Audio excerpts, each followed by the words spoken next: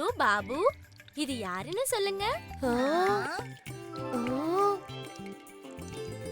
இது நம்மளோட அம்மா தானே? சரியா சொன்ன சீரு. நானும் அம்மா மாதிரி பெரியவங்களான உடனே பார்க்க இப்படிதான் இருப்பேன் இல்லையாம்மா? ஆமா, ஆனா பெரியவங்களா ஆகுறதுன்றது அர்த்தம் வயசானது இல்ல. நம்ம வாழ்க்கையில எல்லாரையும் பொறுப்பா பாத்துக்கிட்டு அவங்களுக்காக வாழணும். நம்ம கடமைகளை சரியா செய்யறதுலயும் அது அடங்கி இருக்கு. நிச்சயமா, அப்படியே எங்க அம்மாவும் மாதிரி.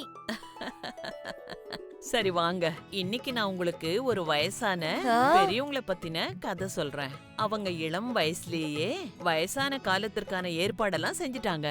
கேக்குறியா நோனி? ஒரே நிமிஷம் அம்மா. It's story time with Sudha அம்மா.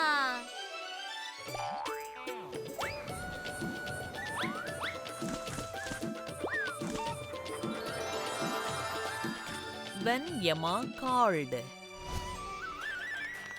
விஜயநகரத்தோட சத்திரம் ரொம்பவே பிரசித்தி பெற்றதா இருந்தது.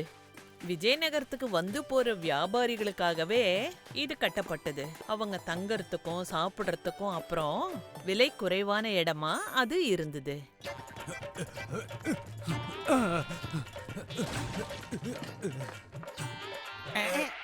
என்னாச்சு?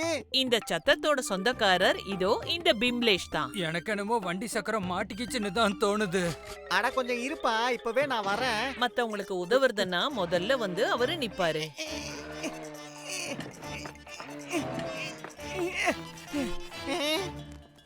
ரொம்ப நன்றி பிம்லேஷ். சரி அண்ணே, நீங்க போய் சாப்பிட்டுட்டு கொஞ்சம் ஓய்வெடுங்க. இந்த வழிக்கு நான் ஒரு வழி பண்றேன். இந்த மாதிரி நல்ல காரியங்களை பண்றதுக்கு பிம்லேஷ்க்கு அவரோட சகோதரர்களும் உதவி பண்ணாங்க.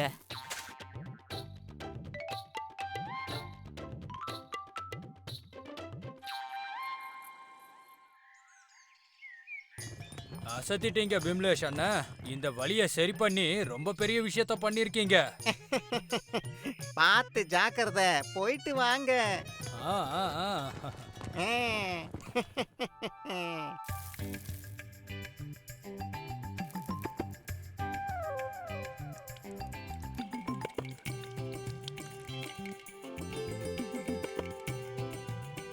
ஜனங்களுக்கு சேவை செஞ்சே பிம்லேஷ் அவரோட நாட்களை கடத்திக்கிட்டு இருந்தாரு.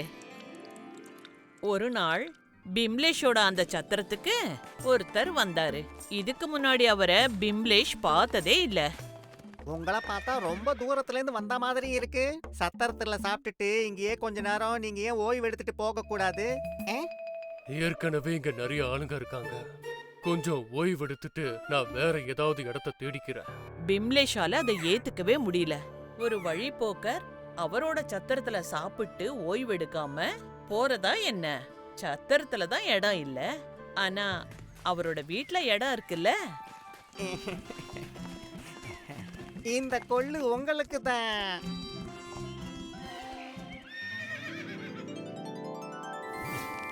அநேகமா உங்க குதிரைக்கு இது ரொம்ப பிடிச்சிருக்குன்னு நினைக்கிறேன். நீங்க உள்ள வாங்க. இங்க பாருங்க, இது உங்களுக்கான சாப்பாடு. இவ்வளவு ருசியான உணவை பார்த்து எனக்கு இன்னும் பசி அதிகமாயிடுச்சு.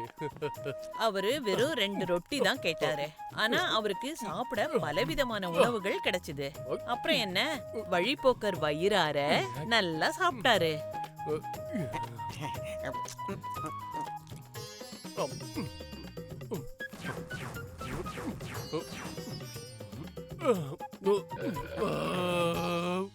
நல்லா சாப்பிட்டதுக்கு அப்புறமா வழிபோக்கரும் அவரோட குதிரையும் நல்லா ஓய்வு எடுத்துட்டு மேலும் பயணத்தை தொடங்க தயாராயிட்டாங்க. சுவையான உணவு கொடுத்து நல்லா கவனிச்சிட்டீங்க. ரொம்ப ரொம்ப நன்றி.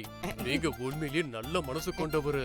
உங்களுக்கு ஏதாவது பிரச்சனை இருந்தா தயங்காம என்கிட்ட சொல்லுங்க. எனக்கு என்ன கவலை இருக்கு, பிரச்சனை இருக்கு. நான் நல்லா தான் இருக்கேன். என் கூட என் மொத்த குடும்பமும் இருக்கு, சகோதரர்களும் இருக்காங்க. எங்க பசங்கெல்லாம் ஒத்துமையா ஒன்னா இருக்காங்க. இந்த சத்திரத்துல வர்ற வழிபோக்கர்களுக்கு சேவை செஞ்சே என் வாழ்க்கை ரொம்ப நல்லா தான் போய்கிட்டு இருக்கு. எனக்கு எதை பத்தியும் எந்த கவலையும் இல்ல. இப்படிலாம் கேட்டா நீ மனசுல இருக்க விஷயத்த வெளியே சொல்ல மாட்ட. இரு வர.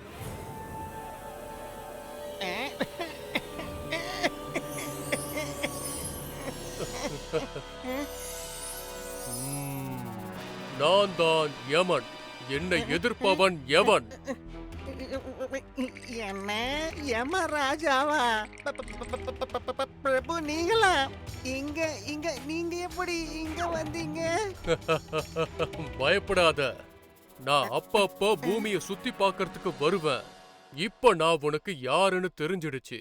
சொல்லு, உனக்கு என்ன கவலை இருக்கு? பிம்லேஷ் அவரோட குடும்பத்தை நினைச்சு ரொம்ப கவலைப்படுறேன்னு சொன்னாரு. ஒருவேளை அவருக்கு ஏதாவது ஆச்சுன்னா அவர் குடும்பத்தை யார் பாத்துப்பாங்க? அது கூடவே தன்னோட சத்திரத்தை இன்னும் பெருசு பண்ணணும்னு அவரு ஆசைப்பட்டாரு. அப்பதான் இன்னும் நிறைய வழிபோக்கர்களுக்கு உதவி செய்ய முடியும்னு சொன்னாரு. அப்படியே ஆகட்டும். நீ உண்மையிலேயே ரொம்ப நல்லவ பிம்லேஷ்.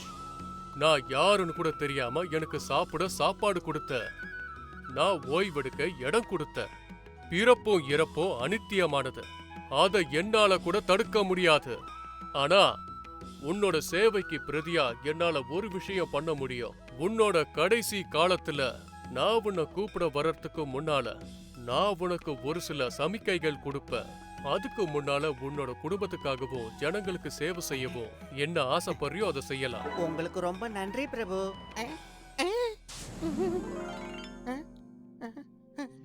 யமன் கிட்ட இருந்து ஆசீர்வாதம் கிடைச்சதுக்கு அப்புறமா பிமலேஷ்க்கு இப்ப எந்த கவலையும் இல்ல. அவர் மனசார தன்னோட குடும்பத்துக்கு என்னெல்லாம் செய்ய முடியுமோ அதெல்லாத்தையும் செய்ய ஆரம்பிச்சாரு. அண்ணா, இப்ப சத்திரத்துல இடம் ரொம்ப கம்மியா இருக்கு. நம்ம இன்னும் கொஞ்சம் இடம் ஏற்பாடு பண்றதுதான் நமக்கு நல்லது. ஒன்னு பண்ணு, இந்த சத்திரத்தை பெருசு பண்ணி இத நல்ல விதமா நீயே கவனிச்சுக்க, சரியா? அனுஜ் உனக்கு உதவியா இருப்பான், சரியா? கொஞ்சம் கொஞ்சமா பிமலேஷ் தன்னுடைய 2 சகோதரர்களையும் சத்திரத்தோட வேலையில சேர்த்துக்கிட்டாரு. காலம் அப்படியே ஓடிச்சு. பிமலேஷோட தலைமுடி, மீசை எல்லாமே நரைச்சு போச்சு. சரி, வா போலாம்.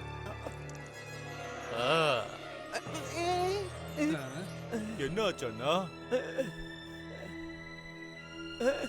ஒண்ணும் இல்ல, நான் நல்லா இருக்கேன். அண்ணா, எனக்கு என்ன தோணுதுன்னா நம்ம சத்திரத்துக்கு இப்போ இன்னும் ஒரு சமையல் கட்டு தேவைப்படும்னு தோணுது. அந்த பகுதிய நம்ம அனுஜே பாத்துக்கட்டும். பிமலேஷ் ரொம்ப சந்தோஷப்பட்டாரு. இப்ப அவரோட 2 சகோதரர்களும் அவங்களோட சொந்த கால்ல நிக்க ஆரம்பிச்சிட்டாங்க. காலம் அப்படியே போச்சு. இப்ப பிமலேஷோட சகோதரர்கள் அவரோட சொல்படி கேட்டு அவரோட சத்திரத்தை ரொம்ப நல்லா நடத்தினாங்க. அதை இன்னும் பெருசாக்கிட்டாங்க. ஆனா இப்போ பிமலேஷ் யமராஜ் தனக்கு சமிக்கை சொல்றதா இருந்தாருல, அதுக்காக அவரு ரொம்ப நிதானமா காத்துக்கிட்டு இருந்தாரு. போலாமா? போக வேண்டிய நேரம் நெருங்கிடுச்சு. பிரபு நீங்களா? பிரபு கிடையாது அண்ணா, நான் தான். நம்மளோட புது சத்திரத்தை சுத்தி பார்க்கிறதுக்கு நீங்களும் என் கூட வரீங்கல்ல? அத நான் மொத்தமா மறந்துட்டேன் அனுஜ். வாங்க அண்ணா. பிம்லேஷோட ஆயுள் காலம் முடிகிற நேரம் வந்துடுச்சு. ஆனா வாழற ஆசை மனுஷனை சாகர வரைக்கும் விடாது இல்லையா? அதனால பிம்லேஷோட நிலைமையும் அந்த மாதிரி தான் இருந்தது.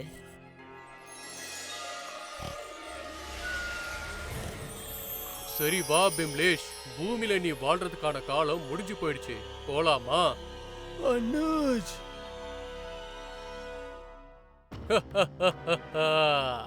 இந்த தடவை வந்திருக்கிறது அனுஜ் இல்ல, நான் தான் யமன். பிரபு வர்றதுக்கு முன்னால சமிக்கை கொடுக்கறேன்னு சொன்னீங்கல்ல? நான் உனக்கு சமிக்கைகள் கொடுக்க தானே செஞ்சேன். உன்னோட முடி எல்லாமே வெள்ளையாச்சு. அப்புறம் உன் இடுப்புல ஏற்பட்ட வலி தாங்க முடியாம உன்னோட பற்கள் எல்லாமே கொட்டி போச்சு. நான் வர்றதுக்கான சமிக்கைகள் தானே இது எல்லாமே. ஆனா இது எல்லாருக்கும் நடக்கிறது தானே பிரபு? அதனால தான் முனிவர்கள் எல்லாம் இந்த காலத்துக்காக ஏற்பாடு பண்ணி வச்சிருப்பாங்க. நீ செஞ்ச மாதிரி நான் தான் பாத்துக்கிட்டே இருந்தனே. உன்னோட சகோதரர்களை அவங்க வேலைகள்ல சிறந்தவங்களா மாத்திட்ட. இப்ப அவங்க வர வழிபோக்கர்களை நல்லா கவனிச்சுப்பாங்க. பிம்லேஷ்க்கு புரிஞ்சிடுச்சு. தெரிஞ்சோ தெரியாமலோ அன்னைக்கு யமன் சொன்னதை கேட்டு தன்னோட பொறுப்புகள் எல்லாத்தையும் அவரு சரியா செஞ்சிருக்காருன்னு. ஒருவேளை தனக்கு ஏதாவது ஆனா கூட தன்னோட குடும்பத்தை கவனிச்சுக்கிற அளவுக்கு தன்னோட தம்பிகளை கை தூக்கி விட்டுட்டாரு. இப்ப அவரோட மனசுல எந்த பாரமும் இல்ல. இப்ப அவரு ரொம்ப சந்தோஷமா யமனோட சேர்ந்து இந்த பூமியை விட்டு கிளம்பி போனாரு.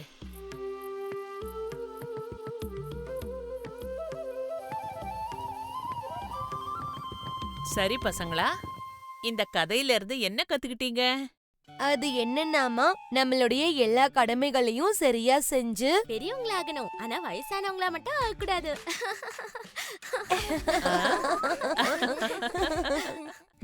If you like this video, subscribe to our channel Murthy Media.